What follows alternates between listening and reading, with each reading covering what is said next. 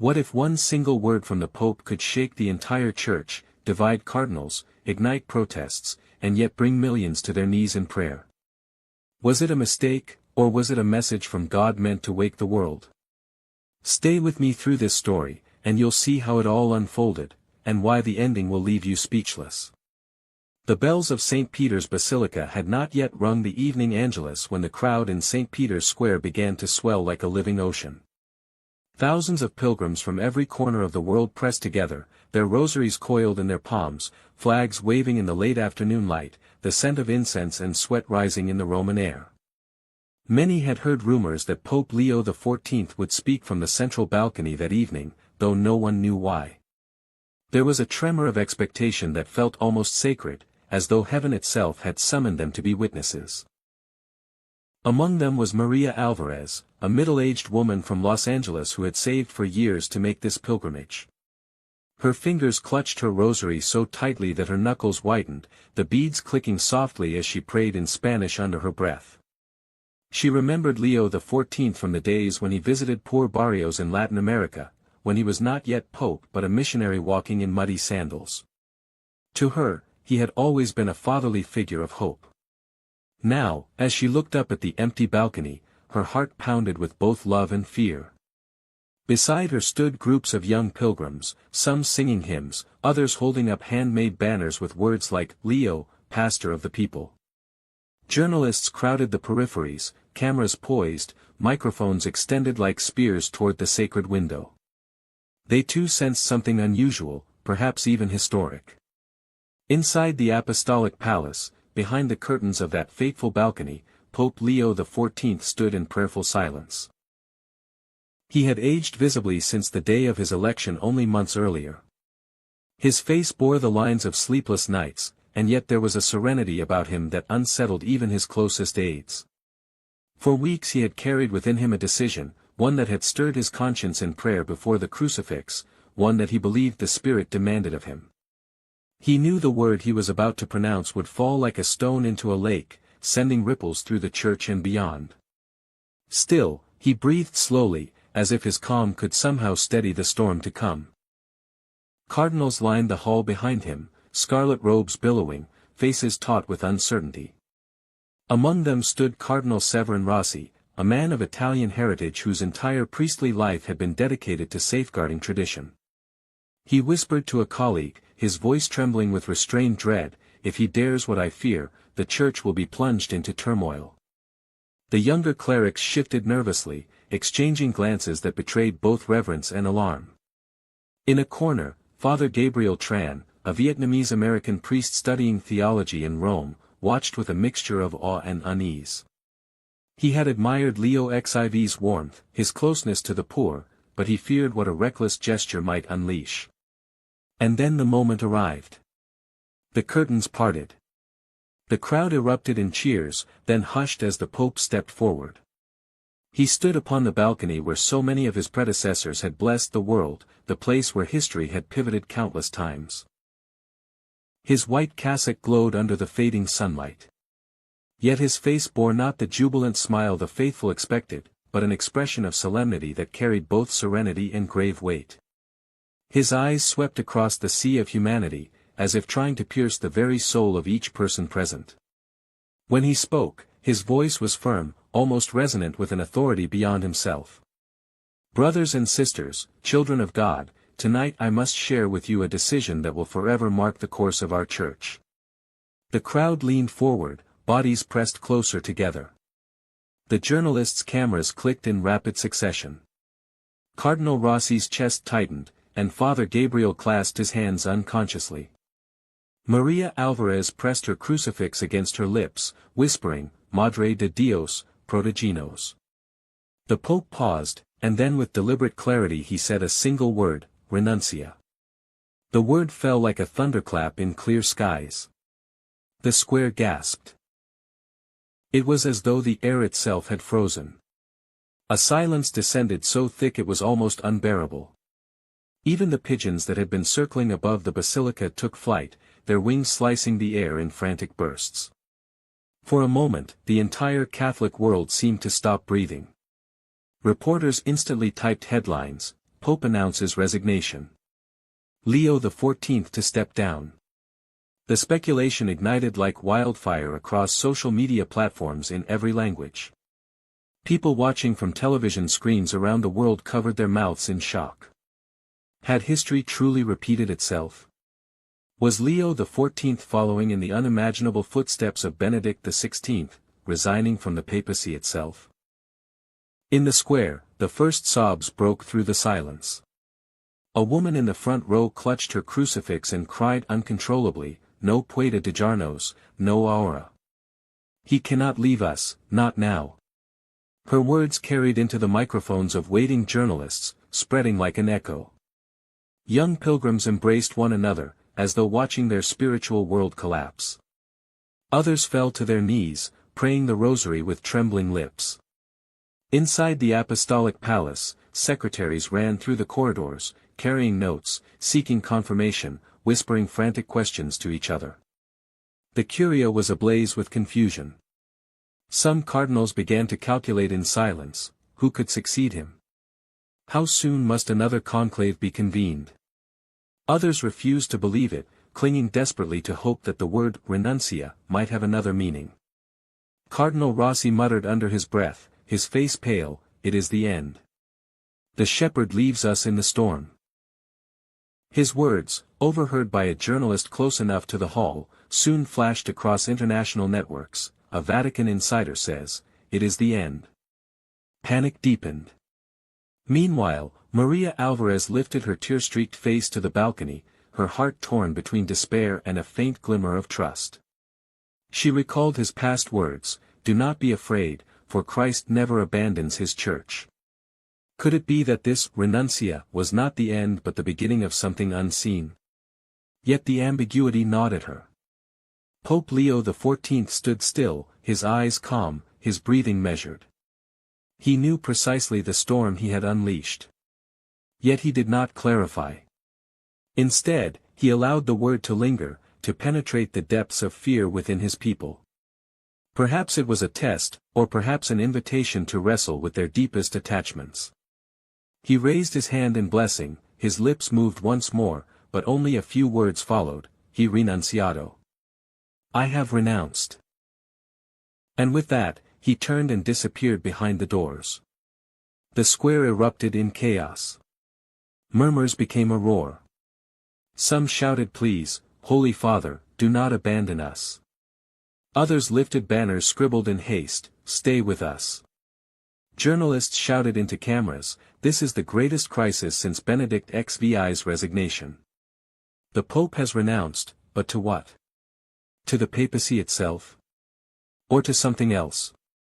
The Vatican remained silent. As the sun dipped, storm clouds gathered over Rome. A low rumble of thunder rolled across the horizon. Many interpreted it as a divine omen, a sign from heaven itself. The pilgrims refused to leave. They lit candles, sang hymns, and prayed through the night in vigil, drenched by sudden rain. The plaza became a sea of flickering flames, rosaries glistening in wet hands, voices rising in desperate prayer. Inside the papal residence, Pope Leo XIV remained in his chapel, alone but for a simple wooden crucifix and a single burning candle. He knelt, whispering in Latin, "Fiat voluntas tua." Let your will be done. His heart was steady. He knew what he had renounced. He knew the world did not yet understand. And he knew the storm had only just begun. Thank you for staying with us and opening your heart to this journey. It means more than words can say. As you listen, may your soul be uplifted and your day filled with grace and peace from the Lord and our beloved Pope Leo XIV. The next part of this story holds something truly special, and we can't wait to share it with you. If this message touches you, please subscribe, share your thoughts in the comments, and let us know you're walking this path with us. Your presence here is a true blessing. The Vatican did not sleep that night. From the moment Pope Leo XIV vanished behind the balcony doors, silence gave way to frenzy. In the press rooms, journalists hammered keyboards, their fingers trembling with urgency. Around the world, television anchors leaned into cameras with pale faces and breathless voices, announcing to millions, "The Pope has renounced." The Vatican is in shock. Screens lit up in living rooms across America. Some faithful dropped to their knees, others turned away, muttering words of confusion and betrayal. Inside the apostolic palace, the marble corridors echoed with hurried footsteps. Secretaries clutched folders, aides whispered frantic questions, and Swiss guards exchanged worried glances at each corner. It was as though the old walls themselves had awakened, resonating with the anxiety of centuries condensed into one night. The word renuncia hung in the air like an unbroken spell, suffocating and irresistible. In a small office near the Secretariat of State, Cardinal Sever Rossi slammed a stack of papers onto a polished oak table. His sharp features were etched deeper by candlelight, his eyes burning with agitation. "It is madness," he hissed to 3 other cardinals gathered with him. "The Holy Father has placed us on the edge of a precipice. The world already believes he has abdicated. If we do not act swiftly, the damage will be irreparable." One of the younger cardinals shifted uneasily, daring to suggest, "Perhaps we misinterpret him. Perhaps renuncia does not mean," Rossi cut him off with a raised hand. "Do not deceive yourself.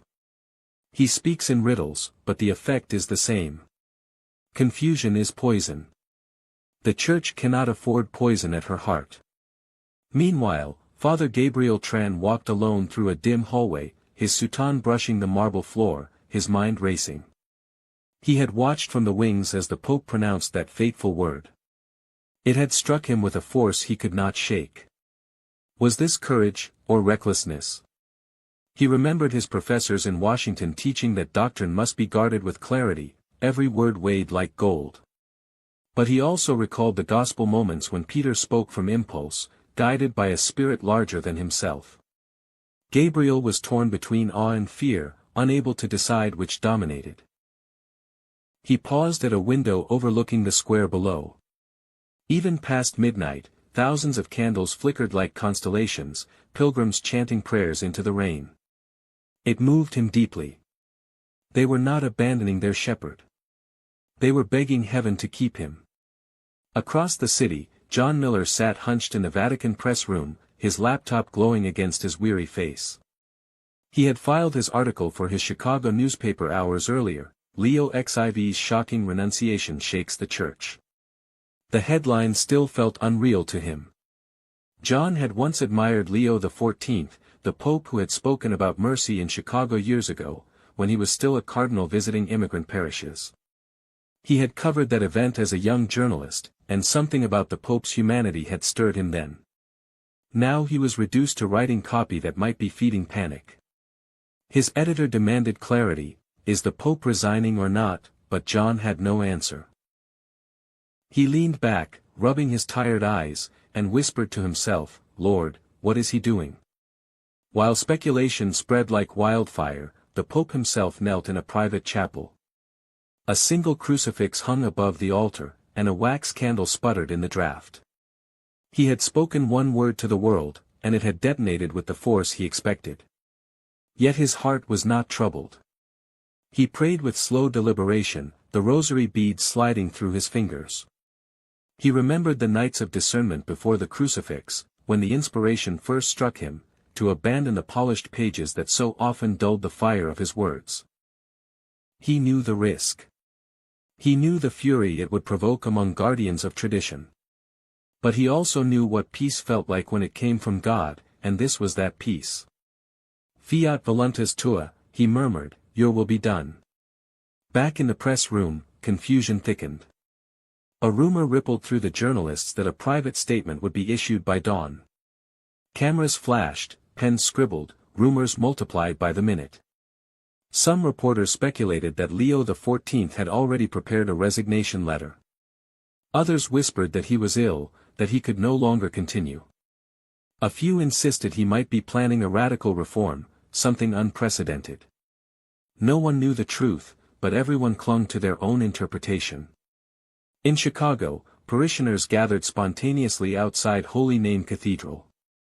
Candles lined the steps, flickering in the autumn breeze. Elderly women knelt on the stone, whispering Hail Marys.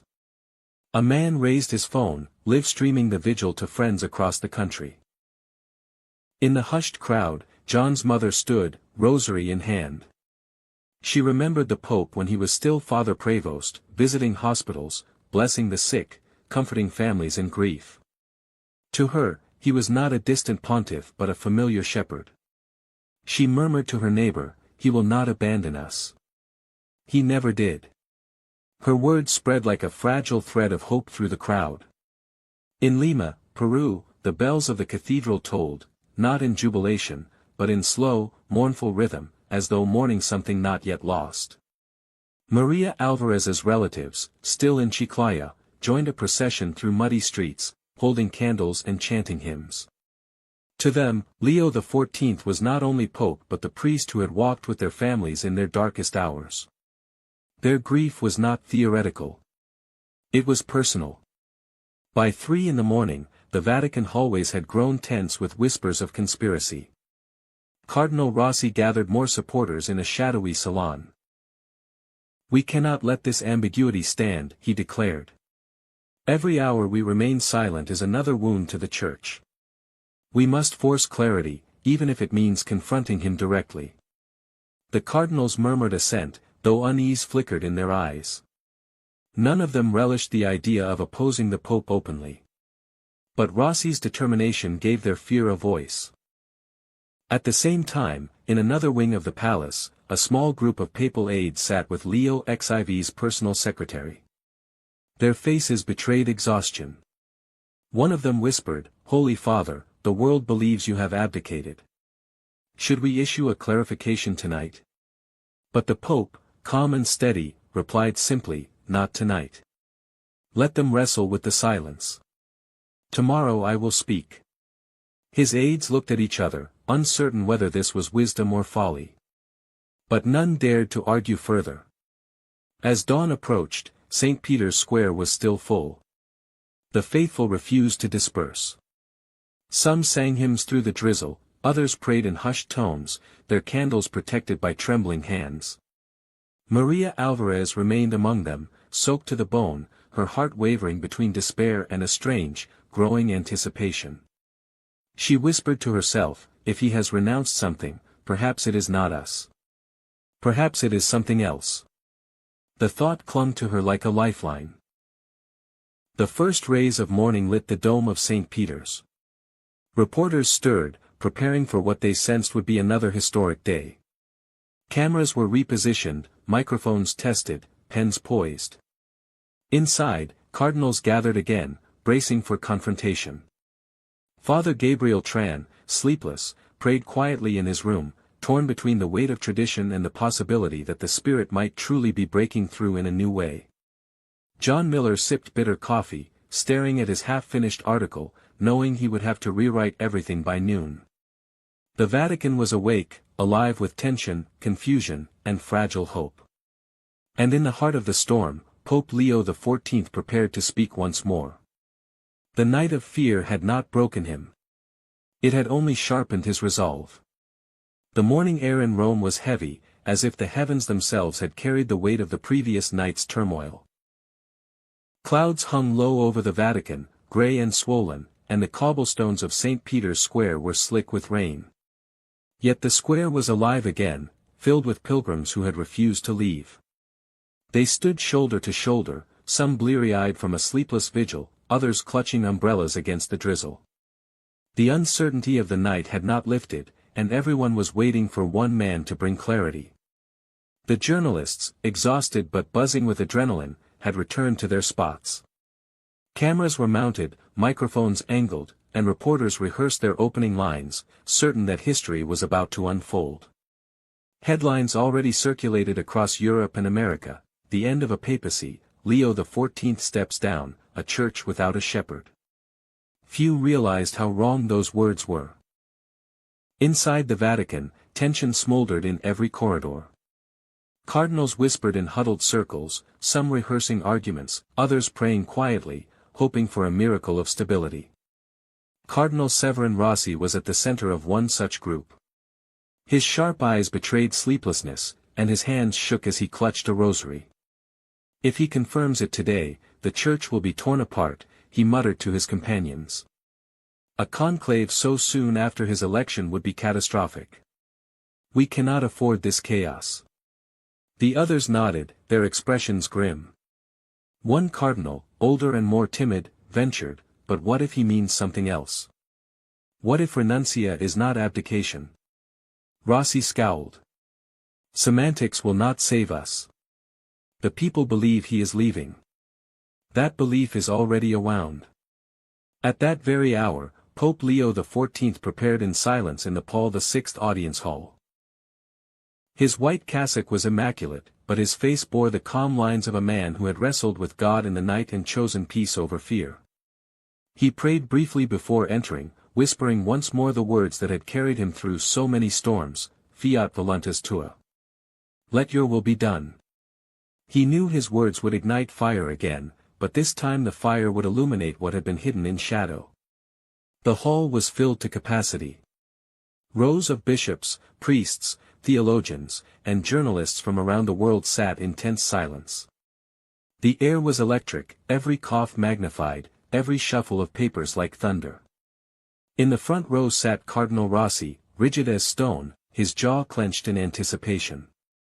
Father Gabriel Tran sat farther back, his heart pounding, torn between dread and a flicker of hope that the Pope's mysterious renunciation might not be what everyone feared.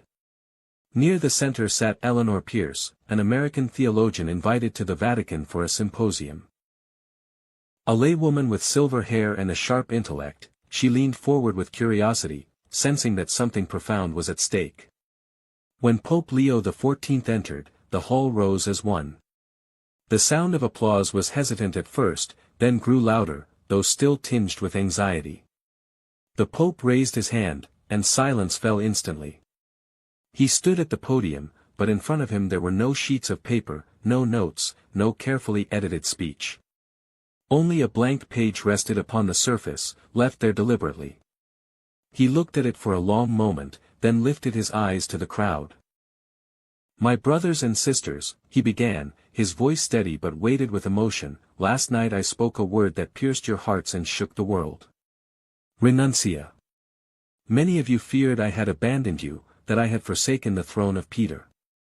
Today, with God as my witness, I stand before you to say, I remain your shepherd. Gasps rippled through the audience. Some sighed with relief, while others stiffened, unsure of where he was leading. The journalists leaned closer, pens scratching furiously. The Pope continued, his eyes burning with conviction. I have not renounced the papacy. I have renounced something else, something I believe no longer serves the time in which we live. I have renounced the tradition of pre-written speeches, of carefully edited pages prepared by committees of advisors. I will no longer speak words polished for safety. From now on, I will speak what the Spirit gives me, in the moment, with no paper to bind me. The silence that followed was deafening. For a heartbeat, it was as if no one understood what he had just said. And then the reactions came in waves. Some clapped loudly, tears welling in their eyes, overwhelmed by the courage of such a gesture. Others shifted uneasily in their seats, murmuring to one another with alarm. Cardinal Rossi's face darkened, he leaned to his neighbor and whispered fiercely, this is imprudence. He will destroy centuries of discipline. His neighbor avoided his gaze, unsure of how to respond. In the back rows, Father Gabriel felt his breath catch. The audacity of it both terrified and inspired him. Was this not what the apostles had done, speak freely, guided by the Spirit? And yet, had not the Church also preserved truth precisely by guarding words with care? The tension tore at him, and he lowered his head, whispering a prayer for clarity. Eleanor Pierce, however, could not hide her astonishment. She leaned forward, her eyes bright with recognition. It is a return to prophecy, she whispered under her breath. She scribbled in her notebook, a pope without a script, faith reclaimed from the page. The Pope lifted the blank sheet of paper and held it before the crowd. This, he declared, is the page I will no longer use. Because faith does not live on paper. Faith lives in the hearts of God's people. From now on, my words will be living words, born in prayer, spoken in trust that the Spirit guides His church still today. He let the paper fall to the ground, the sound echoing like a bell. The hall erupted with conflicting sounds. Some stood to applaud, clapping with fervor, shouting, "Viva il Papa!"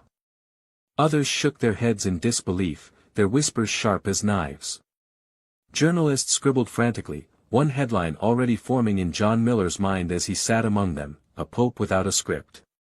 He could hear his editor's voice in his head, demanding whether this was courage or folly.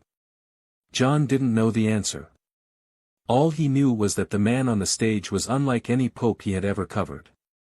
The Pope, unmoved by the storm around him, raised his hand again for silence. "Do not be afraid," he said, his voice tender now, almost fatherly. "Yes, mistakes may come. Yes, my words may sometimes falter. But I would rather risk imperfection than silence the Spirit. I trust not in myself, but in God who speaks even through weakness. And I trust you, my brothers and sisters, to listen with hearts of faith, not suspicion." A young seminarian in the audience began to weep openly. The sound carried, and others turned to look, their hearts stirred by the rawness of the moment. Cardinal Rossi, however, could bear it no longer. He rose abruptly from his seat, the scarlet of his robes blazing like fire. All eyes turned toward him. His voice, trembling with fury, rang out, "Holy Father, this is recklessness. The chair of Peter cannot be treated as a stage for improvisation. Words spoken without preparation risk error, scandal, even heresy. Have you considered the damage to souls, the confusion in doctrine, the consequences for the Church?" His words cracked like a whip, and gasps filled the hall. The Pope looked at him steadily, unshaken. "Yes, Eminence, I have considered all of it. I have prayed through nights and wept before the cross. And still the Spirit says to me, 'Speak with a living voice, not a scripted one. If I err, then let God correct me. But if I silence His prompting, then I betray Him.'" The two men locked eyes, the room frozen between them. It was a clash of centuries, tradition and boldness, prudence and prophecy. Finally, Rossi sank back into his seat, his face pale with both anger and something else, perhaps fear. The hall buzzed again, whispers rising, some supportive, others condemning. And then, as if to end the moment, Pope Leo XIV extended his hands in blessing. "May God bless you and keep you. May His Spirit speak through you as He speaks through me. Let us walk together, not bound by pages, but guided by His love." With that, he stepped back, his face calm, his eyes unwavering. The journalists exploded into motion, rushing to file their reports. Headlines formed instantly: "Improvised Papacy, Leo XIV defies tradition. Courage or folly? A Pope without a script." In the square outside, Maria Alvarez heard the announcement through loudspeakers. She clasped her rosary and wept, not from fear this time, but from something she could not yet name. It was not relief, exactly, nor despair. It was mystery, and within that mystery, a small seed of hope. That night, newspapers across the world carried the story. In some, he was hailed as a prophet returning to the roots of the gospel. In others, he was condemned as a reckless leader jeopardizing the unity of the Church. In Chicago, John Miller filed his article reluctantly, torn between admiration and concern. In Rome, Cardinal Rossi gathered allies, muttering that this could not be allowed to stand. But in his room, Pope Leo XIV prayed before the crucifix once more, his heart at peace.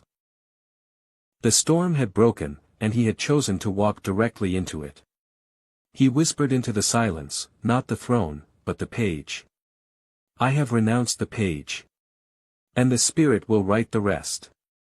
The announcement did not end when Pope Leo XIV walked off the stage.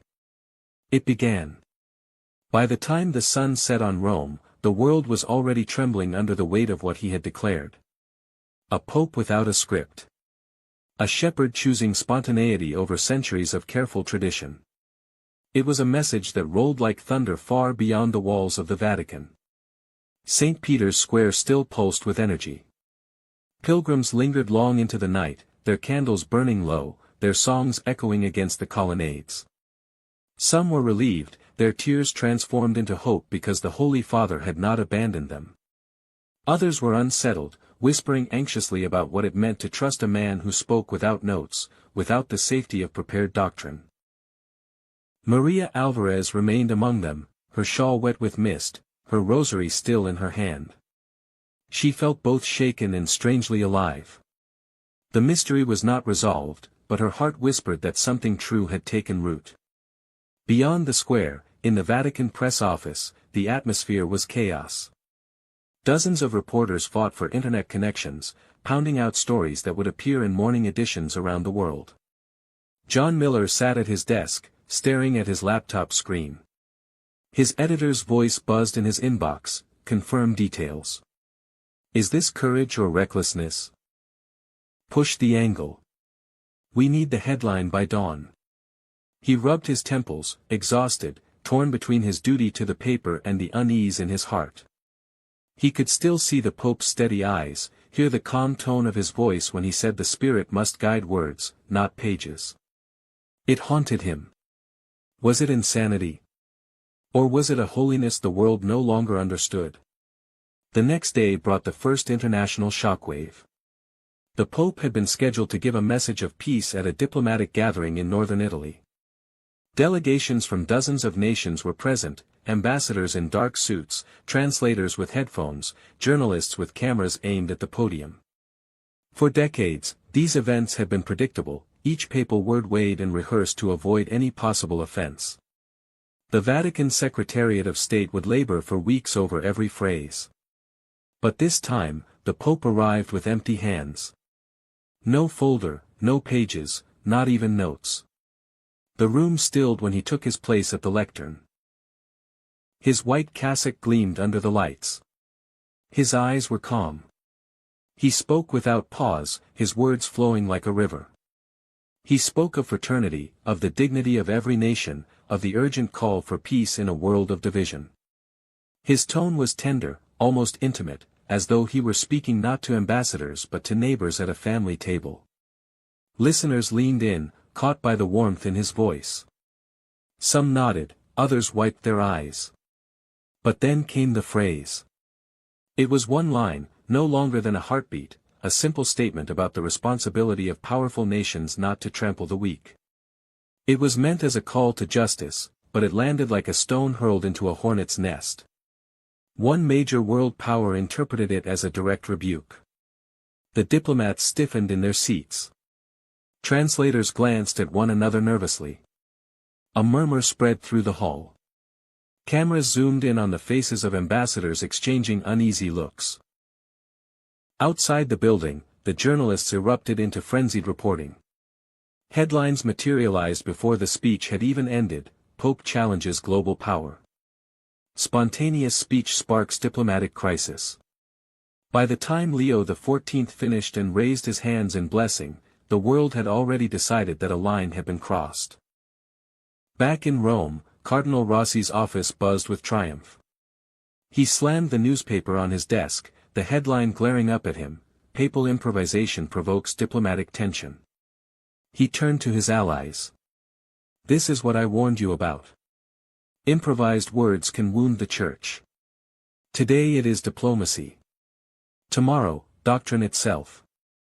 The others nodded, some grimly, some reluctantly.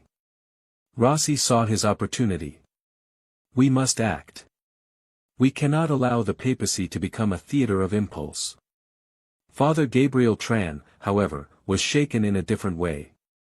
He had watched the speech live on television, his heart caught between admiration and dread. He felt the sincerity, the power of the Pope's words, but he also saw the storm it unleashed. Kneeling in the chapel afterward, he whispered, Lord, is this faith or folly? Is he Peter walking on the water, or Peter sinking beneath the waves? His prayer brought no answer, only silence, and in that silence his heart ached with longing for clarity. Meanwhile, the people in the streets reacted in their own ways.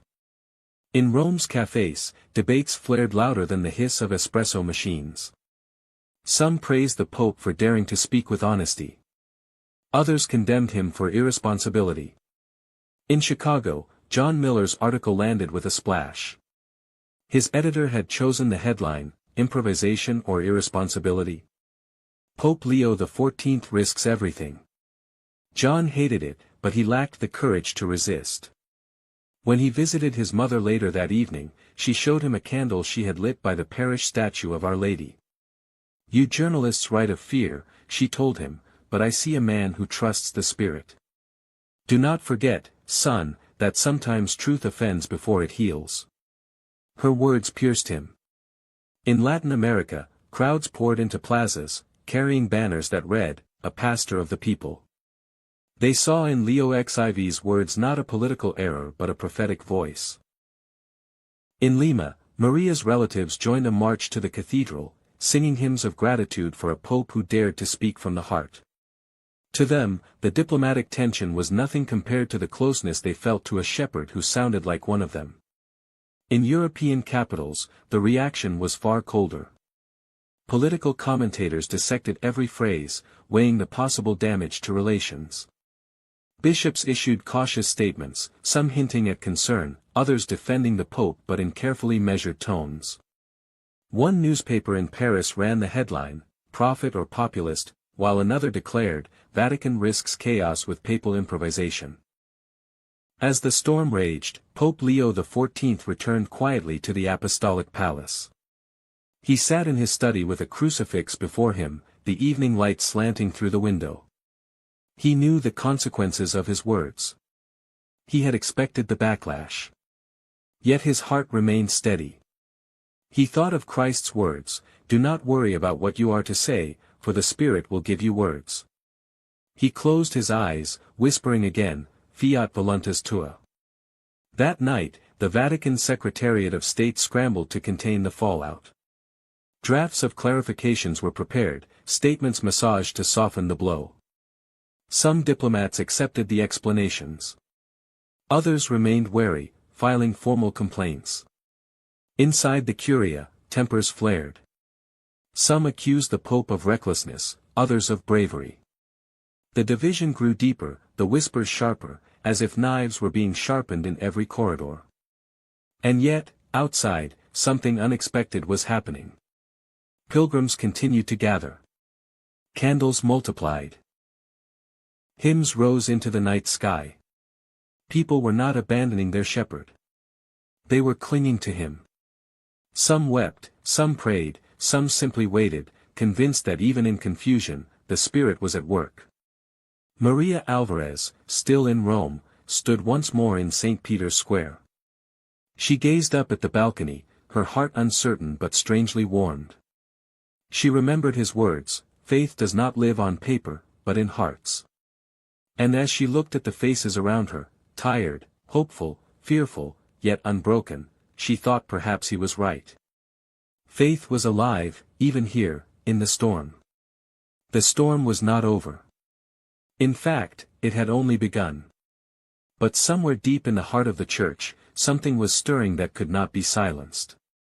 Thank you for staying with us and opening your heart to this journey. It means more than words can say. As you listen, may your soul be uplifted and your day filled with grace and peace from the Lord and our beloved Pope Leo XIV.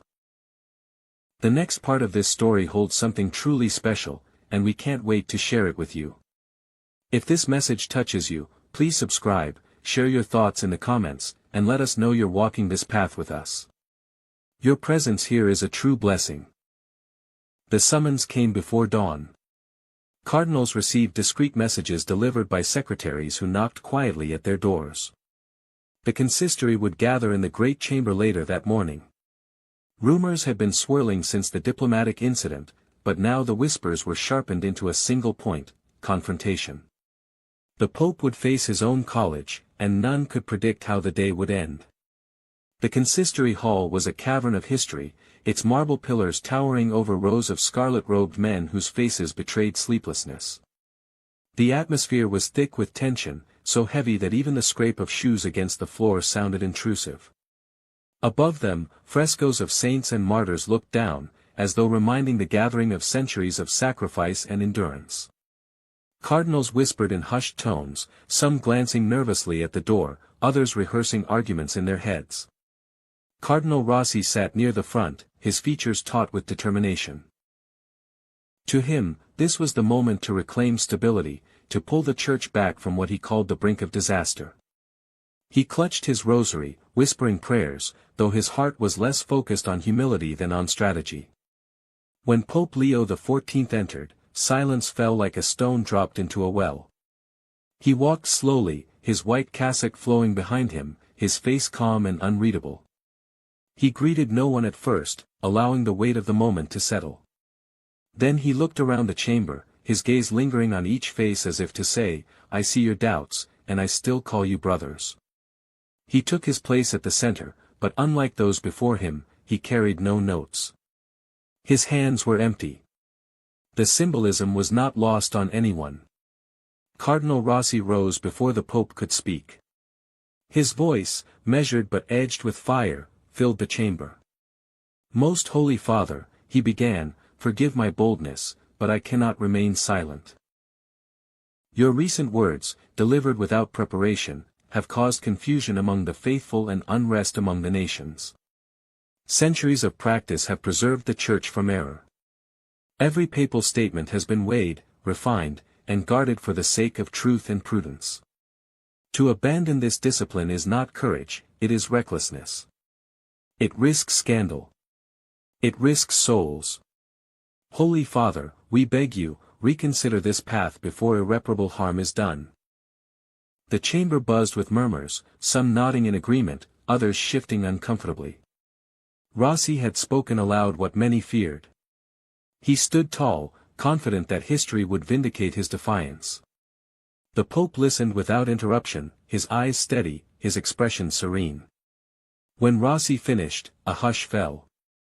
All eyes turned to Leo XIV. He rose slowly, his voice calm but carrying across the hall with unexpected strength. "Eminence, my brothers, I have heard your fears.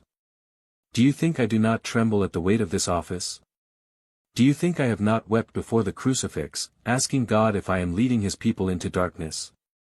But every time I prayed, the same answer came, trust not in the page but in the Spirit. I have not chosen this path out of pride. I have chosen it because silence would be a greater betrayal." The word struck the chamber like a wave. Some lowered their eyes, moved despite themselves. Others stiffened further, unconvinced. Rossi's lips tightened, his knuckles widening around his rosary. Father Gabriel Tran sat among a group of observers at the back, his heart racing. He had expected arguments, even anger, but what he saw now was more than that. It was a clash of worlds, tradition colliding with prophecy. He remembered reading about the early councils, where bishops had shouted and wept, where heresies had been condemned and truths defined. But never had he imagined he would witness something like this with his own eyes, a pope, alone and vulnerable, standing against the very guardians of tradition. Eleanor Pierce, present as an invited theologian, leaned forward, her pen forgotten. She saw in Leo's words not recklessness but a spark of authenticity that had long been missing from the Church's voice. She whispered to herself, "This is prophecy disguised as scandal." The Pope continued, his tone softening. "Yes, I may err. I am human. But I believe that the Spirit works not through perfection of grammar but through the courage to speak truth in the moment. If I am wrong, correct me. If I falter, help me. But do not ask me to silence what I believe God is urging me to say. Would you prefer a pope who recites polished lines, safe but lifeless? Or a pope who risks mistakes but speaks from the heart that Christ has set aflame?" The words hung in the air, and for a moment even Rossi could not reply. A deep unease rippled through the chamber, for the question cut to the bone. Some cardinals shifted uncomfortably, while others closed their eyes, as though in prayer. The silence stretched, oppressive and profound. Finally, Rossi spoke again, his voice lower, tinged now with something like desperation. Holy Father, prudence is not cowardice. It is wisdom. The faith of millions rests upon your words. If you improvise, how can we protect them from error? The enemies of the Church wait eagerly for any slip, any confusion. Do not hand them weapons. Leo XIV looked at him with compassion, not anger. Prudence, yes, but prudence without faith becomes fear. I do not hand weapons to the enemy, I place my weakness in the hands of God. If the Spirit is with us, who can be against us? A few cardinals murmured assent, nodding slowly. Others whispered anxiously, still resistant. The chamber had become a battlefield, but not of swords, of convictions. At the back, Father Gabriel felt something shift in his heart. He remembered his prayer the night before, asking whether Leo was Peter walking on water or Peter sinking beneath the waves. Now he realized the truth, he was both. He was daring to step out of the boat, knowing he could fall, but trusting that Christ would not let him drown. Gabriel's eyes filled with tears.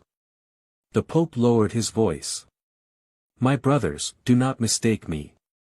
I am not abolishing doctrine, nor am I casting aside tradition. I am renouncing only the prison of the page. The word of God is alive.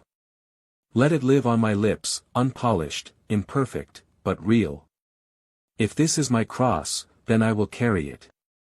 Even if I must walk alone. The chamber was silent again, but this silence was different. It was heavy with recognition, with the awareness that something irreversible had been declared. Rossi closed his eyes, shaking his head slightly, unable to accept but unable to argue further. At last the Pope raised his hands in blessing. May the Spirit of truth guide us all. May we trust not in our fears but in God's love. I remain your brother, your servant, and your shepherd. With that, he left the chamber, his steps slow but unwavering. The cardinals sat frozen, their faces pale, their hearts unsettled. Some avoided each other's eyes, others whispered anxiously. A few stared at the empty podium, realizing they had witnessed the birth of something new and dangerous, something that could not be undone. Outside, in the corridors, young priests and secretaries whispered nervously, their eyes wide. Some spoke of courage, others of disaster. One veteran cardinal muttered under his breath as he passed, "Today we have seen a pope who chooses to carry the cross of solitude." The word spread like wildfire through the Vatican halls. Reporters soon caught wind of the confrontation, and the news traveled quickly: Pope defies cardinals, stands by improvised speeches. The world, once again, was divided between awe and alarm. In his private chapel, Pope Leo XIV knelt before the crucifix, his face bathed in candlelight. He was weary, but his heart was steady. He whispered a prayer for his brothers, even those who opposed him. He knew the storm was far from over. He also knew the path ahead would be lonelier than any he had ever walked. And yet, he felt the quiet certainty of grace, the same voice that had led him to this moment whispering still, "Do not be afraid. Speak, and I will be with you." And so, in the silence of the consistory's aftermath, the Pope chose again. He would not retreat. He would not compromise. He would walk the path he believed God had marked for him, no matter how sharp the stones beneath his feet. That night, Rome was restless. Candles burned once more in St. Peter's Square, flickering against the darkness. Some pilgrims prayed with renewed fervor, others argued bitterly about what it meant to follow a shepherd without a script.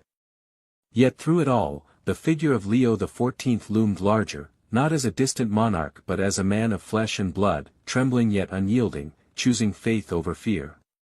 The Church was no longer the same, and everyone knew it. The storm that had erupted in the Vatican spread far beyond Rome's walls, reaching into homes, plazas, and churches across the world. The faithful could not escape the question that now gripped the Church: what did it mean to have a pope who refused to bind himself to paper? For some, it was scandal. For others, it was liberation. And for countless ordinary believers scattered across continents, it was personal. In Chicago, the city where Robert Francis Prevost had once walked as a priest, the reaction was immediate and deeply emotional. Holy Name Cathedral, usually quiet in the evenings, became the heart of a vigil. News of the Pope's confrontation with the cardinal spread through radio and television, and by nightfall, hundreds gathered on the cathedral steps. The autumn air was sharp, the wind whipping against coats and scarves, but still they came, families, elderly couples, immigrants who remembered the Pope's kindness from decades past. Candles flickered in trembling hands, forming a sea of small lights pushing against the darkness. Among them stood John Miller, the journalist who had written one of the first articles framing Leo XIV's decision as reckless. His press badge was tucked into his pocket, hidden from the people around him. He felt ashamed of the words he had printed, ashamed of the way his editor had twisted his uncertainty into a headline of alarm. His mother stood at his side, her head bowed, her rosary beads catching the candlelight. John glanced at her, seeing the deep lines of faith etched into her face. She had lived through decades of papal transitions, of scandals and reforms, but tonight her eyes shone with something more enduring. "He baptized your cousin in this very city," she whispered, as though reminding her son of a truth he had forgotten. "He visited the hospitals when no one else came. He carried children in his arms, John. Do you think he has changed?" John swallowed hard, staring at the cathedral doors. He wanted to believe her. He wanted to believe that Leo XIV's refusal to read from prepared pages was not recklessness but a sign of authenticity. Yet the questions of his profession clung to him like chains. "But what if he makes a mistake, Mom?" he asked softly. "What if his words hurt more than they heal?" She turned to him with eyes that carried both love and rebuke. "Then let God correct him. Do you not trust the Spirit?" Her words silenced him more than any editorial meeting ever had. For the first time since the announcement, John felt the flicker of something he had long buried, a childlike trust in grace. Thousands of miles away, in Lima, Peru, the sound of church bells rolled through the narrow streets. But these were not bells of celebration. They rang slowly, mournfully, as if mourning a loss not yet fully understood. In Chiclayo, the city where Leo XIV had once walked as a missionary, people remembered him not as a distant pope but as the priest who had comforted widows, prayed with the sick, and stood with them against the arrogance of the powerful. Maria Alvarez's family joined the throngs moving through the streets. The faithful carried candles and statues of the Virgin Mary, chanting hymns that rose into the humid night. It was a procession of sorrow and devotion, their steps slow, their voices resolute. Maria herself, still in Rome, imagined their faces as she knelt in St. Peter's Square with other pilgrims. Her heart was torn between fear and loyalty, but she felt a thread connecting her to her family across the ocean. They trusted him still. Could she do less? In Lima, an old man named Julio carried a framed photograph of Leo XIV when he was a missionary priest. The image showed a younger Robert Prevost standing barefoot among children in dusty streets. "He walked with us when no one else would," Julio said aloud as though to the crowd. "If he says the Spirit will guide him, I believe it." His words spread, repeated by others, until the chant began, "He speaks from the heart. He speaks for us." The procession grew louder, voices rising in defiance of fear. For them, the Pope's rejection of scripted speeches was not a threat. It was a return to the man they had known, the priest who had never needed polished words to speak truth. In Rome, the cardinals were divided, and the Curia simmered with anger. But among ordinary people, the story was changing. The faithful remembered the humanity of their shepherd, and memories became shields against doubt. A tide of compassion began to rise, not enough to calm the storm but enough to complicate the narrative of disaster. John Miller watched the vigil in Chicago deepen through the night. Songs broke out, old hymns sung by immigrants in Spanish and Polish, mingling with English prayers. He walked among them with his camera, capturing faces lined with faith. One image struck him deeply, a young child holding a candle beside his grandmother, his eyes wide with wonder, his lips moving in prayer. John lowered his camera, unable to press the shutter. He realized the story was not in the headlines his editor demanded but in these faces, in their quiet certainty that God was still at work. Later that night, he returned to his office and wrote a new article. This time he refused to sensationalize. He described the candles, the hymns, the faith of the people. He wrote about a church that was wounded but alive, about a pope who was dividing opinion but awakening devotion. His editor protested the lack of controversy, but John stood firm. Sometimes, he said, the truth is not scandal. Sometimes the truth is hope. Back in Rome, Maria Alvarez remained in the square, exhausted but unwilling to leave. She prayed for her family in Peru, for the pilgrims in Chicago, for the Pope himself. Around her, she saw strangers embracing, sharing food, lifting their voices together. For a moment, she felt that the confusion of the world was less important than the unity of prayer. Meanwhile, inside the Apostolic Palace, Pope Leo XIV received reports of the vigils springing up across continents. His aides brought him newspapers filled with both condemnation and praise, but he laid them aside. What mattered more to him were the letters arriving from ordinary believers, a note from a mother in Argentina thanking him for giving her son courage, a drawing from a child in Africa of the Pope holding hands with the poor, a photograph from Chicago showing a sea of candles. These were his consolation.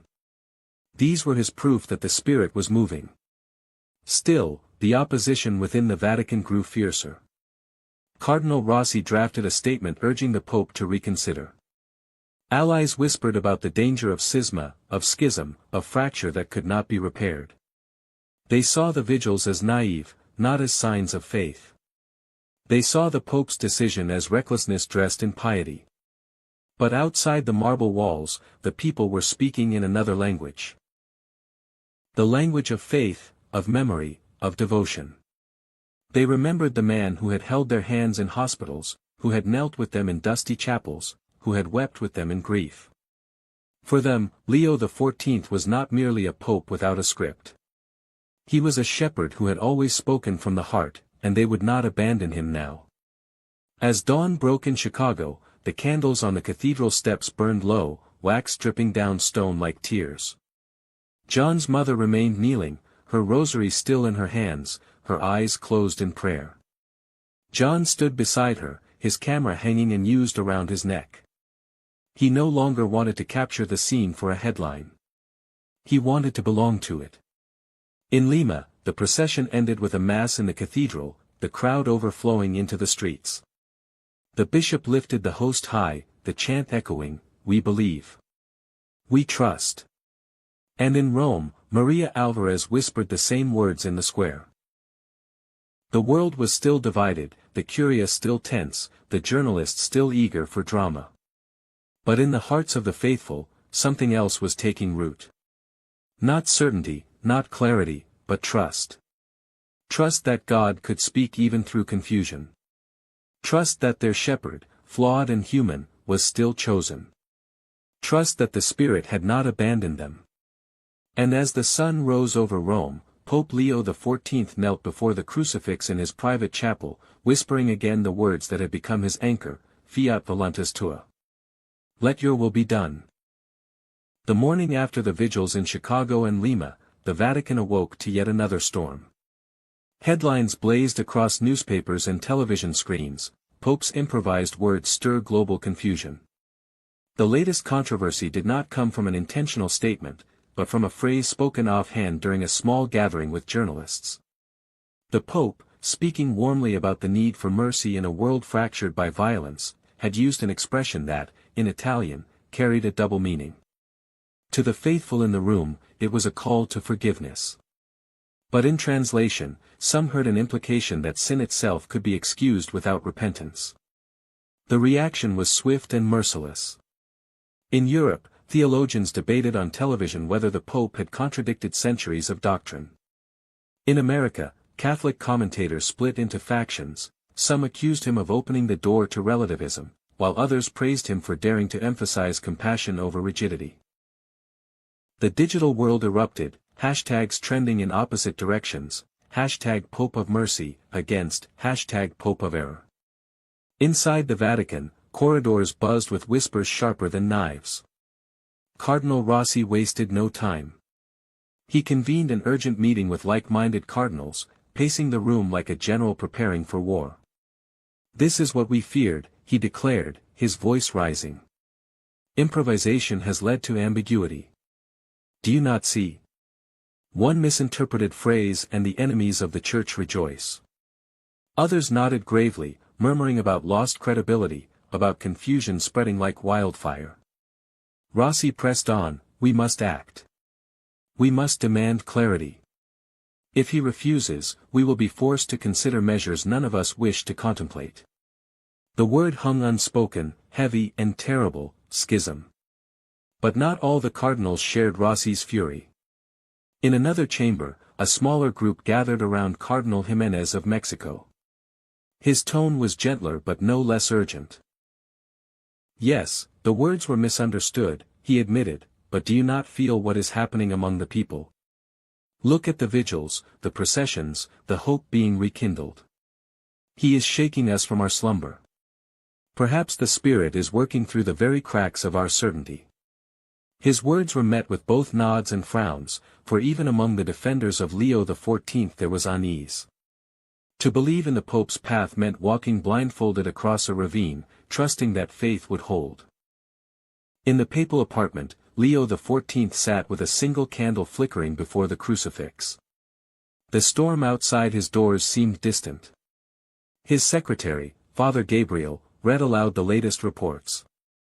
"Holy Father, there are calls for correction. Some demand an apology.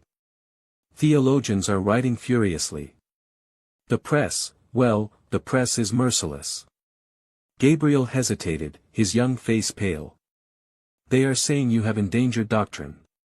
Leo listened, his eyes fixed on the crucifix. He did not interrupt.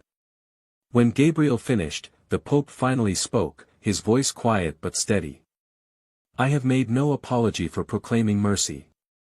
But if my words have caused confusion, then I must not be proud.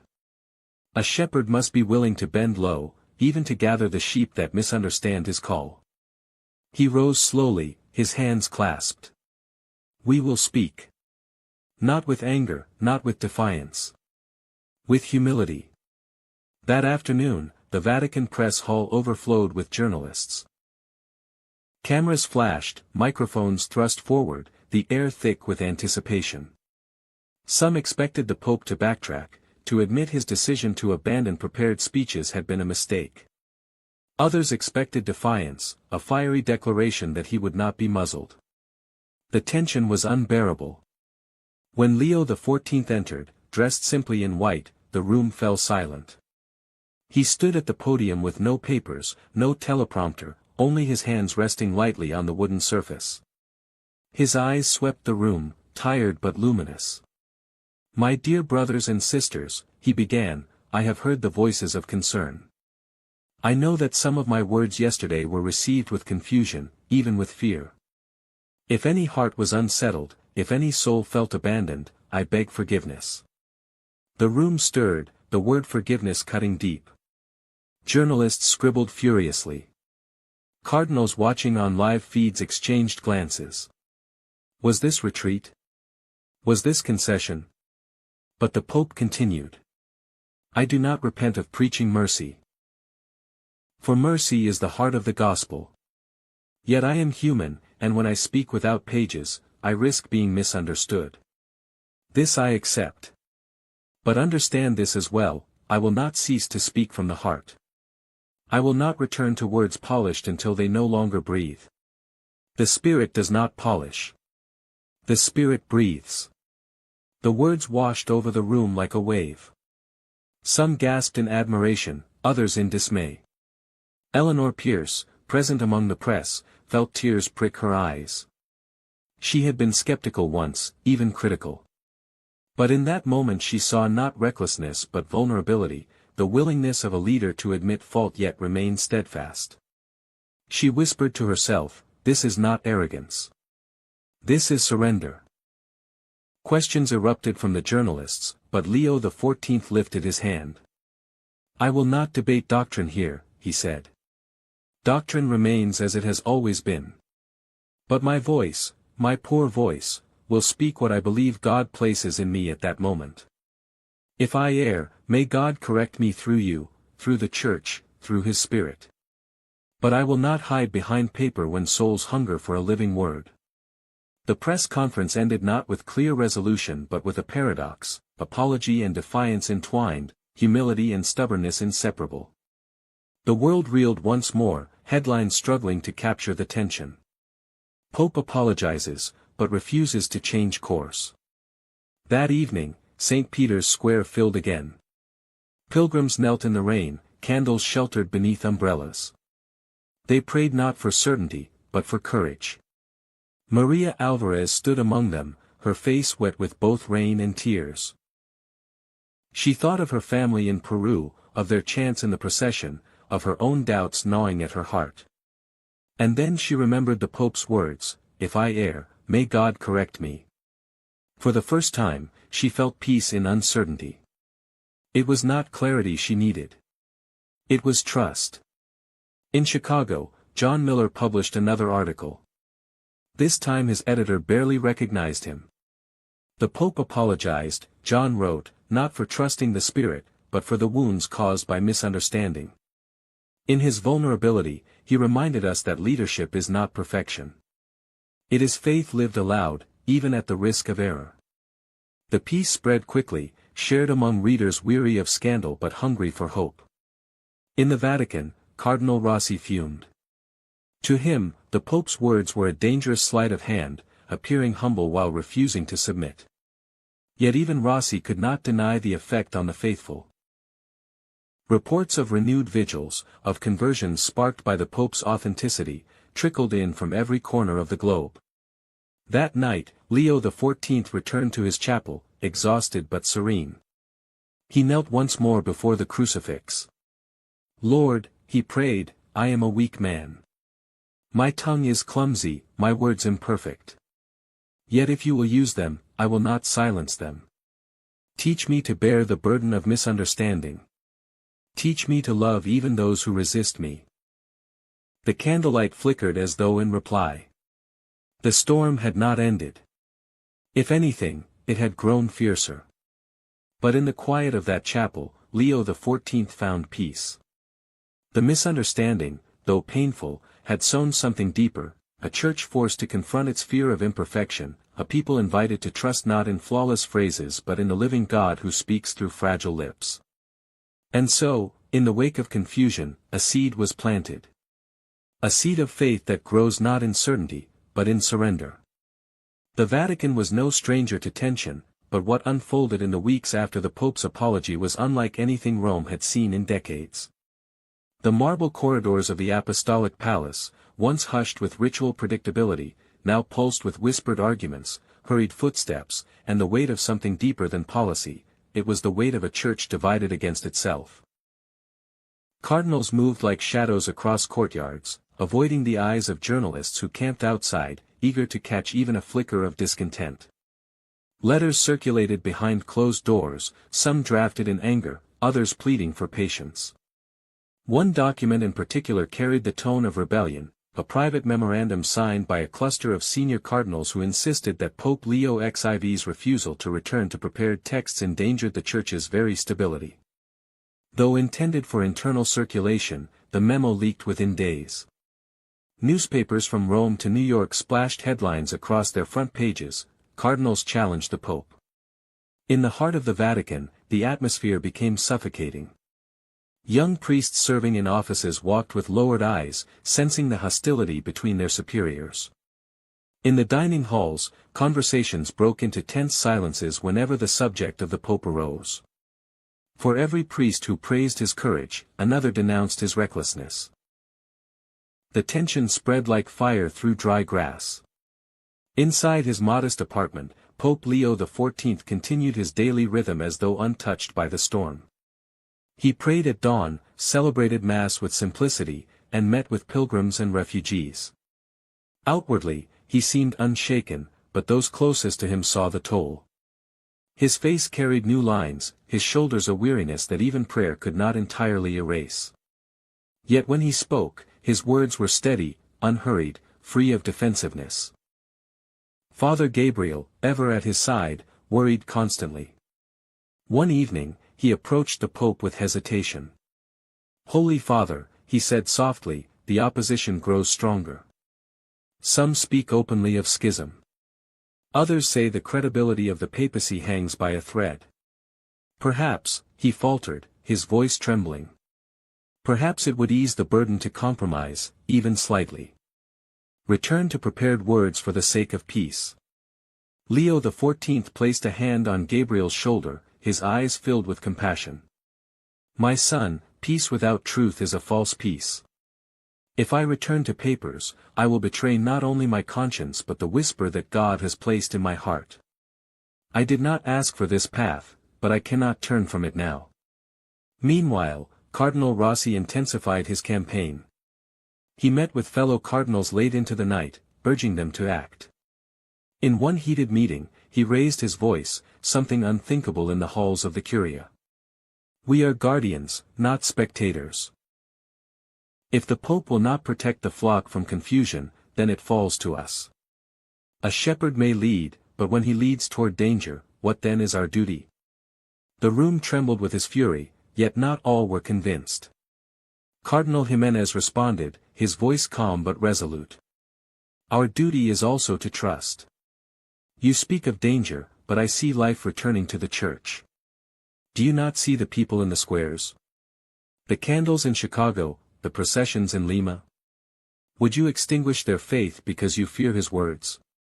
The clash between the two men symbolized the divide tearing at the heart of the Church.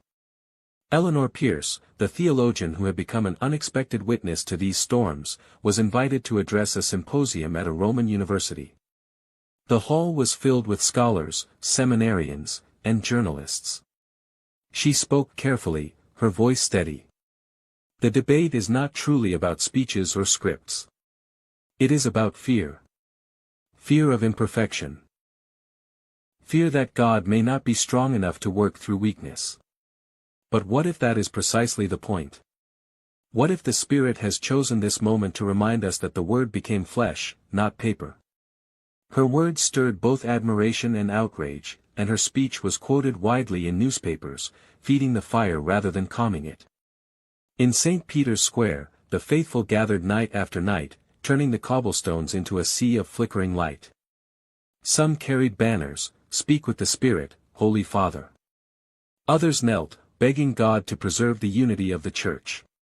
The square became a mirror of the Vatican itself, divided, fervent, alive. The pressure mounted to unbearable heights. Ambassadors from several nations quietly voiced concerns about the Pope's improvisation during diplomatic audiences. The Secretariat of State scrambled to clarify statements, issuing carefully worded explanations that pleased no one. To the faithful, they seemed to dilute the Pope's authenticity. To the critics, they did little to mask the risks. Yet in the middle of this storm, Leo XIV chose silence. For days, he spoke little in public, allowing rumors to swirl unchecked. Some saw this as weakness, others as strategy. In truth, he was listening, to God, to his own trembling heart, to the cries of his people. At night, he walked the corridors of the Apostolic Palace alone, his rosary beads clicking softly in the stillness. The halls, lined with portraits of popes long gone, seemed to watch him with silent judgment. Was he a reformer or a fool? A prophet or a danger? Only history, or heaven, could decide. Then came the extraordinary consistory. Cardinals, bishops, and select advisers gathered in the Grand Hall, tension so thick it seemed the air itself resisted every breath. Rossi spoke first, his voice ringing with controlled outrage. He recited the leaked memorandum, demanding the Pope restore order. "The Church cannot be governed by improvisation," he thundered. "Doctrine cannot be entrusted to spontaneity." The room buzzed with agreement, but before the tide could turn, Cardinal Jimenez stood. His words were fewer, but they cut deeper. "Perhaps it is not improvisation," he said quietly, "but inspiration. Perhaps what terrifies us is not error, but the possibility that God is breaking through in ways we cannot control. His voice trembled with passion. Brothers, are we so afraid of the Spirit that we prefer silence to fire? The debate raged for hours. Voices rose, tempers flared. Some cardinals pleaded for compromise. Others demanded firmness. At the center sat Pope Leo XIV, silent, his face unreadable. He listened to every word, his hands folded, his eyes lowered. When at last he rose, the hall fell into stillness. His voice was low, almost weary, yet clear. My brothers, I did not come here to defend myself. I came to remind you that we are not guardians of perfection but witnesses to a living God. If my words have wounded, I will bear the blame. If my path has divided, I will carry the cross. But I will not retreat. For I believe with all my being that the Spirit asks me to speak freely, to trust Him more than my own caution.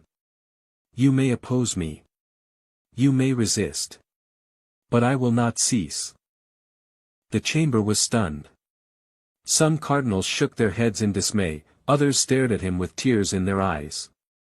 Cardinal Rossi, his jaw tight, muttered, "Then we are at the edge of a precipice." The Pope met his gaze with a gentleness that disarmed even his fiercest critic. "Perhaps, brother," he replied softly. "But Christ walks on water. Why should we fear the edge, if He calls us forward?" The words lingered, echoing in the hall like a challenge and a prayer. The session ended without resolution, the divisions as deep as ever. Yet in the hearts of those present, something had shifted. They had seen not arrogance but a man willing to stand alone, not for power but for conviction. Outside, St. Peter's Square roared with life as news spread. Some pilgrims rejoiced, convinced the Pope had been vindicated. Others wept, fearful that the Church was hurtling toward chaos. The world looked on, fascinated and divided. That night, as the city of Rome buzzed with speculation, Pope Leo XIV returned once more to his chapel. Alone, he whispered a single prayer, "Lord, let me not fail you. If I must walk alone, let it be with your hand in mine." The storm within the Vatican was far from over. But even amid the thunder of division, a strange and unshakable light flickered, the light of a faith that refused to be silenced, even when the world demanded it. The controversy that had begun inside the marble halls of the Vatican no longer belonged only to Rome. By the time the consistory ended and the Pope's unwavering words reached the ears of the world, the storm had grown into something vast and uncontrollable. Newspapers carried his image on their front pages, his words printed in bold type across continents, "Christ walks on water. Why should we fear the edge, if He calls us forward?" To some, those words were prophetic. To others, they were reckless. The result was the same. Division sharpened, hope and anger rising together like twin flames that could not be separated. In New York, television studios filled with religious commentators. One panel on a primetime program turned into open shouting. A conservative theologian pounded the desk, declaring, "The Pope is playing with fire. Improvisation invites error, and error destroys souls." Across from him, a young priest defended Leo XIV with equal passion. No. He is breathing life back into the Church. The faithful are hungry for truth spoken from the heart, not lifeless phrases read off a page. The debate grew so fierce that the host struggled to restore order, the tension broadcast live into millions of homes. On social media, the division was even sharper. Hashtags trended in opposite directions, #ProphetPope and #RecklessPope. Images of vigils in Chicago, Lima, and Rome circulated alongside memes mocking the idea of a pope who spoke without a script. For every message of support, "He is giving us hope again," there was another drenched in fear, "This is the beginning of chaos." In Rome, the press corps swarmed the Vatican. Reporters shoved microphones toward priests and cardinals as they emerged from meetings. Some clergy walked silently past the cameras, faces grim. Others, caught off guard, muttered lines that made headlines within the hour. One elderly cardinal, frustrated and weary, blurted, it is madness. The word spread like wildfire, further fueling speculation that the papacy itself was unraveling. But outside the Vatican walls, in the streets where pilgrims prayed, a different story unfolded. Maria Alvarez remained in St. Peter's Square, her days blending into nights of prayer. She watched as strangers held hands, sharing food, lifting candles. She saw tears in the eyes of men hardened by years of disappointment, and she felt a unity stronger than politics or division. "We are not here for doctrine alone," a woman beside her whispered. "We are here for a shepherd who dares to trust God." Maria nodded, her own doubts softening into something gentler. Perhaps this confusion was not the end. Perhaps it was the birth of something new. In Chicago, the vigils grew larger each evening. John Miller, once the journalist of skepticism, now found himself transformed by the faith of those around him. His articles no longer questioned the Pope's path but instead highlighted the devotion rising in ordinary people. His latest piece carried the headline, "A Church Divided, a People Awakening."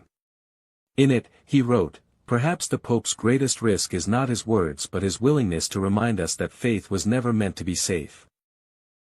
The article was shared widely, bringing both admiration and scorn.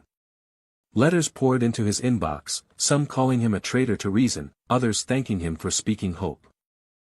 Meanwhile, in Lima, the processions swelled into thousands. Bells rang through the night, banners carried high. Priests who had once feared scandal now found themselves moved by the sight of young people returning to confession, of families crowding into Massachusetts. "He speaks as Christ spoke," one young man shouted as he marched with the crowd. Not from scrolls, but from the fire of his heart. The words echoed through the narrow streets, carried by voices that refused to be silenced. Yet not everyone was comforted. In Paris, a group of prominent bishops issued a public letter warning of grave dangers to unity. They argued that without prepared speeches, the Church risked confusing truth with sentiment. Their words made international headlines. French bishops warn of doctrinal drift. The Vatican press office scrambled once again, offering carefully worded reassurances, but the effect was limited. The sense of fracture only deepened. Inside the Vatican, the opposition hardened. Cardinal Rossi spent long hours drafting yet another memorandum, this time warning of a potential collapse of papal credibility. His closest allies urged him to consider direct confrontation, even open resistance. Yet Rossi was not blind to the danger of his own path. "If we push too hard," he muttered in private, "we may become the very cause of schism we fear." Still, he could not stand by. To him, silence was complicity. Pope Leo XIV, however, did not retreat. Despite the growing storm, he continued to appear among the people with the same calm simplicity. One afternoon, without prior notice, he walked into St. Peter's Square and mingled with the crowd. Pilgrims gasped, rushing to him, pressing rosaries into his hands, asking for blessings. A woman, trembling, asked, "Holy Father, are you not afraid?" He smiled gently. "I am afraid, yes. But I fear silence more than error. For silence kills hope, and hope is what God has given me to share." The crowd erupted in tears and applause, their chants rising into the Roman sky. That evening, television networks replayed the scene endlessly. Commentators dissected every word, some praising the Pope's honesty, others condemning what they saw as recklessness. But for the people in the square, it was not politics or doctrine. It was a man who dared to walk among them, who admitted fear yet chose faith. Eleanor Pierce watched the coverage from her small apartment in Rome. She pressed her hands to her face, overwhelmed. She had studied theology for years, written papers, attended conferences, but never had she seen doctrine lived with such raw humanity. She whispered into the quiet, "This is not about words. This is about courage." The storm reached new heights when, during a mass in a small Italian city, the Pope delivered an unscripted homily that left the congregation in stunned silence. He spoke of the Church as a bride who had grown comfortable, too accustomed to safety. "But a bride who forgets love," he said, "forgets her soul." We must not fear to love recklessly, as Christ loved recklessly from the cross. The word recklessly spread like lightning. Within hours, critics accused him of undermining the very prudence the Church had always guarded. Supporters, on the other hand, embraced the phrase as a rallying cry. Soon, banners appeared in the streets. Love recklessly, as Christ loved. The Vatican was thrown into chaos. Diplomats worried about the implications. Cardinals argued late into the night. Journalists churned out endless analysis. Yet the faithful kept gathering, their numbers swelling. In Rome, in Chicago, in Lima, in Manila, in Nairobi, candles lit, hymns sung, voices lifted in defiance of fear. And through it all, Leo XIV remained steady. His aides begged him to clarify, to soften his words, to step back from the fire. But he only shook his head. The gospel was never safe, he said quietly. Why should I be? By the end of the week, the Church stood at a breaking point. Never in modern history had the papacy been both so loved and so despised at once. The faithful clung to his words like lifelines, while the curia trembled at the chaos spreading like fire. The world watched, divided and enthralled. As night fell on Rome, St. Peter's Square was again a sea of candles. Pilgrims sang softly, their voices mingling with the sound of bells. Maria Alvarez stood among them, her heart no longer filled with fear but with conviction. She remembered the Pope's words, "I fear silence more than error." She whispered them to herself, and in that moment, she understood. This was not recklessness. This was trust. And as the world debated, argued, and divided, the fire spread, not only the fire of controversy, but the fire of faith, igniting hearts that had long grown cold. The storm was far from over, but in the midst of it, something alive was burning, unstoppable. Thank you for staying with us and opening your heart to this journey. It means more than words can say. As you listen, may your soul be uplifted and your day filled with grace and peace from the Lord and our beloved Pope Leo XIV. The next part of this story holds something truly special, and we can't wait to share it with you. If this message touches you, please subscribe, share your thoughts in the comments, and let us know you're walking this path with us. Your presence here is a true blessing. The day of reckoning came sooner than anyone expected. For weeks the Church had lived in a storm, torn between awe and outrage, between hope and fear. The world had never been so riveted by a pope, nor so divided. Every word Leo XIV spoke was dissected, praised, condemned, and replayed until the very air seemed charged with tension. Now, the Vatican announced that the Holy Father would deliver a message to the world from the balcony of St. Peter's. The news spread like wildfire.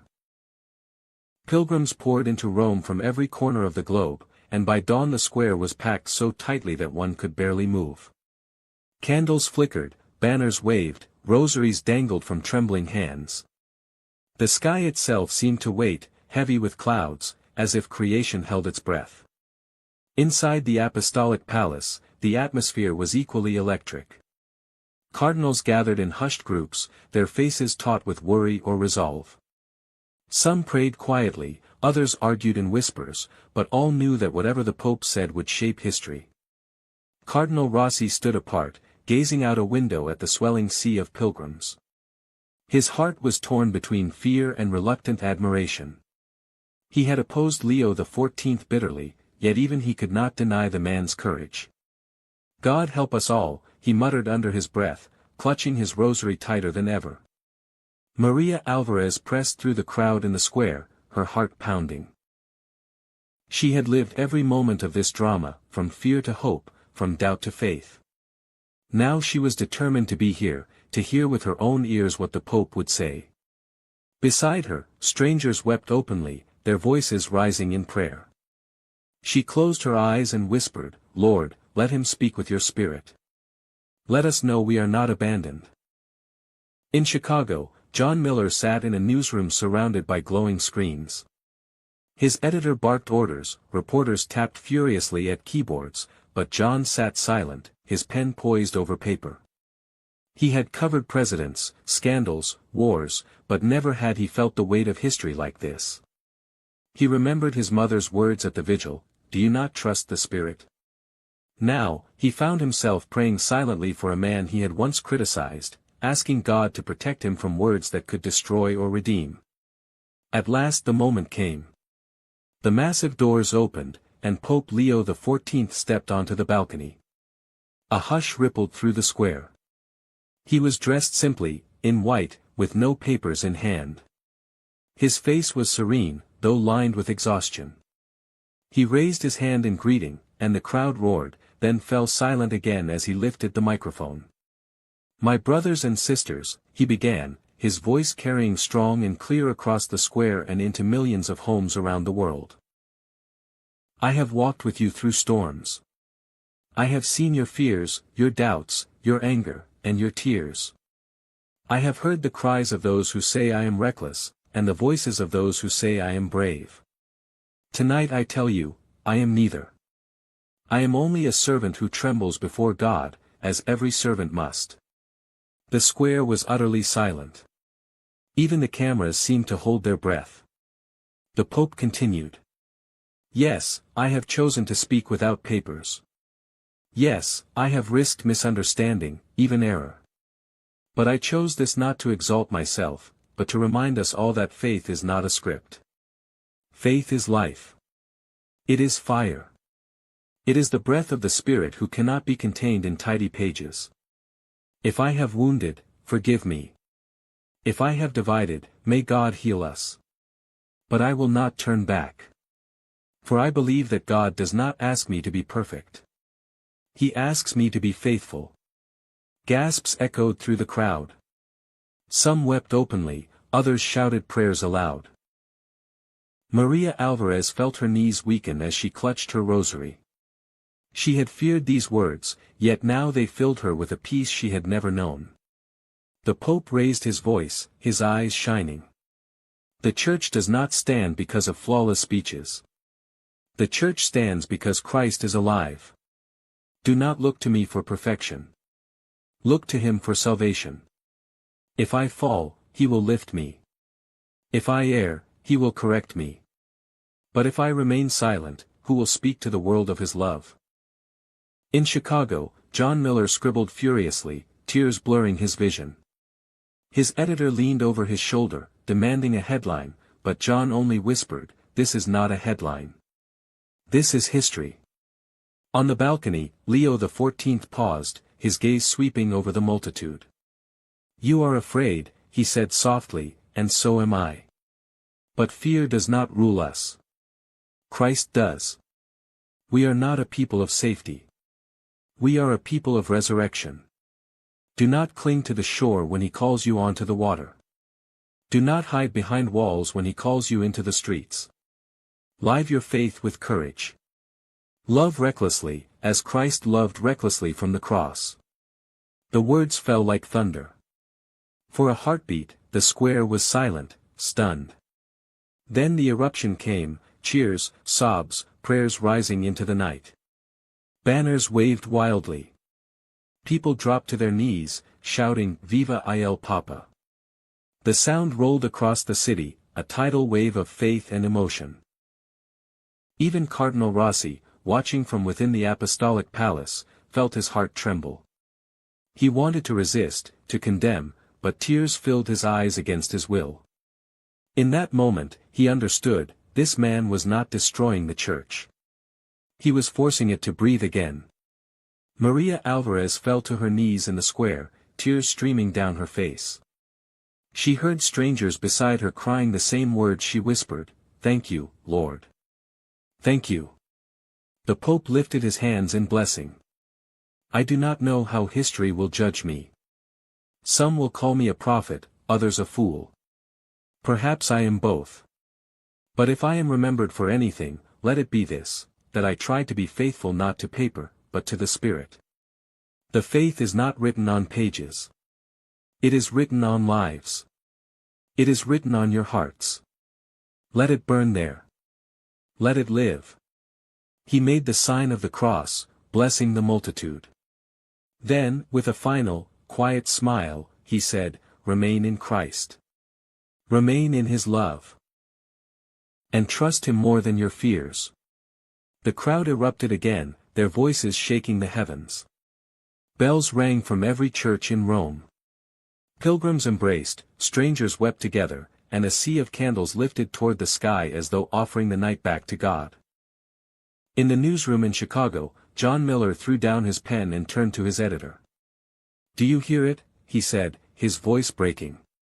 "That's not politics. That's not scandal. That's faith." Eleanor Pierce, watching from her apartment in Rome, pressed her hands to her face, sobbing. She had studied theology all her life, but never had she felt the Spirit so near. And in the Apostolic Palace, Cardinal Rossi sank to his knees, whispering a prayer through his tears. "Lord, forgive my fear. Teach me to trust." That night, the Vatican glowed with candlelight from within and without. The world remained divided, some still called him reckless, others a prophet.